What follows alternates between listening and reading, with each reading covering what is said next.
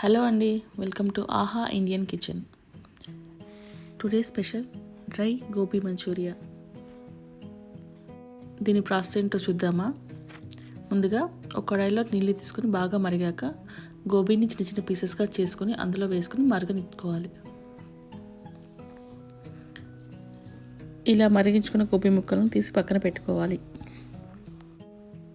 ఇప్పుడు ఒక బౌల్ తీసుకొని అందులో 3 టేబుల్ స్పూన్ల కార్న్ఫ్లోర్, అలాగే 2 టేబుల్ స్పూన్ల బియ్యం పిండి,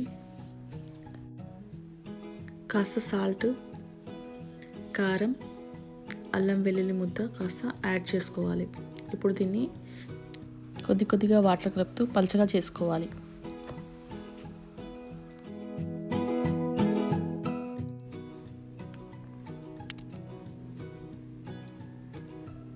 ఇలా కలిపిన మిశ్రమంలో ముందుగా ఉడకపెట్టుకున్న క్యాలీఫ్లవర్ ముక్కలను వేసి బాగా కలుపుకోవాలి. ఇప్పుడు ఇలా కలుపుకున్న ముక్కలను మీడియం హీట్ అయిన ఆయిల్లో వేయించుకోవాలి. 50% మాత్రమే వేయించుకోవాలండి. ఇలా వేయించుకున్న ముక్కలన్నీ తీసుకొని పక్కన పెట్టుకోవాలి. మిగిలిన ముక్కలను కూడా వేయించుకోవాలి. ఇలా వేయించి పెట్టుకున్న ముక్కలన్నీ పక్కన పెట్టుకొని ఆయిల్ చాలా హీట్ అయ్యాక రెండోసారి వేయించుకోవాలి. ఇలా వేయించుకోవడం వల్ల గోబీ మంచూరియా ముక్కలు చాలా క్రిస్పీగా అండ్ క్రంచీగా ఉంటాయి, చాలా టేస్టీగా కూడా ఉంటాయండి. చూడండి, ఇలా ఇవి త్వరగా వేగిపోయాయి కదా, వీటిని తీసుకొని ఒక ప్లేట్లో పక్కన పెట్టుకోవాలి.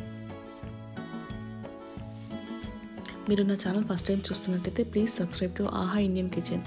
అలాగే ఈ రెసిపీ మీరు కూడా ట్రై చేసి ఎలా ఉందో కామెంట్స్ రూపంలో చెప్పండి.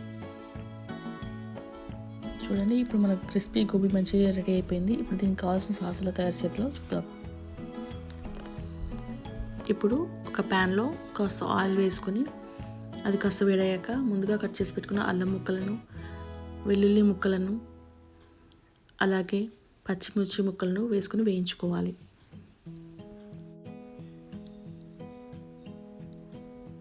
ఇది కాస్త వేగాక ముందుగా కట్ చేసుకున్న ఆనియన్ పీసెస్ కూడా వేసుకొని వేయించుకోవాలి.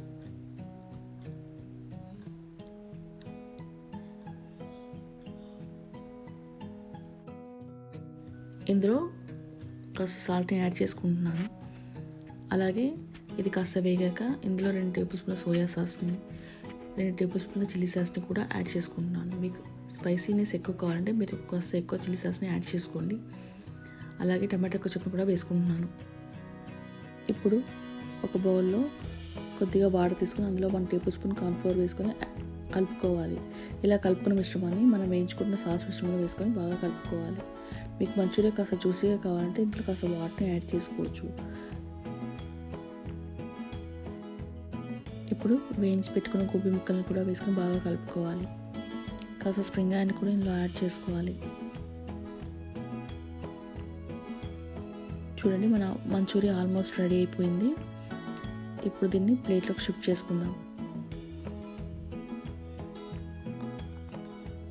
చూస్తుంది కదా, మన డ్రై గోబీ మంచూరియా రెడీ అయిపోయిందండి. మీకు ఈ వీడియో నచ్చినట్లయితే please like, share, comment and subscribe to Aha Indian kitchen.